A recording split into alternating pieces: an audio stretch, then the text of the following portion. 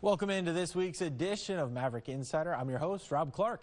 The Minnesota State football team is fresh off a homecoming win over the University of Sioux Falls. We caught up with head coach Todd Hoffner as the 4-1 Mavericks look to keep the victories coming this weekend against Concordia St. Paul.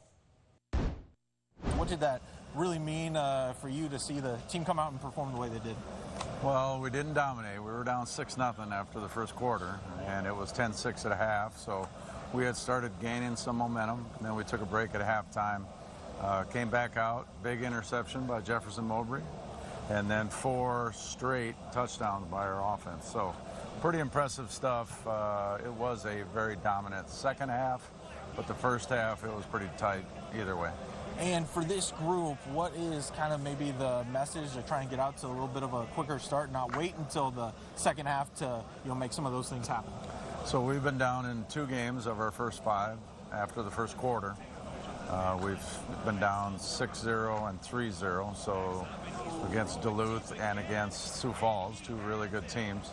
In the previous 3 games, we were up 7-0, 7-0, and 3-0. So, you know, we obviously, it takes a while to score points, right? And sometimes offenses have a really good plan coming into the game. I think our coaches do a good job of adjusting on defense. And then, you know, it takes us a while to get going on offense. So you got a little bit of a seesaw battle there. But, you know, we've got to get out of the gates faster. We try and do things in practice to play faster. But I think a lot of it just depends on the game plan that each offense has against the opposing defense and how well that works. Quarterback Maximus Sims, the NSIC Offensive Player of the Week. He throws for over 300, adds over 50 yards on the ground. You know, to see the balance, I guess, of this offense, how encouraging is that moving forward now?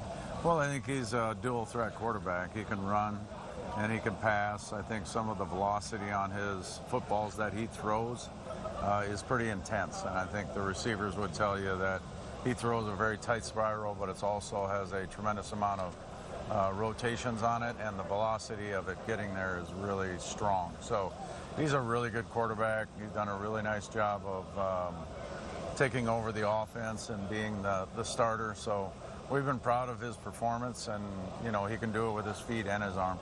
And when you look at this group, you know, we're about halfway through the season now. What are some of the things you want to see out of this team as we kind of move into the last half of the season now? Yeah, last year at this point in time, we were 5-0.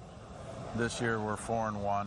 So the last 3 games last year, we went 3-3. 3 wins, 3 losses, which wasn't a strong finish. So would like to see us be way more, perform at a much higher level this time around.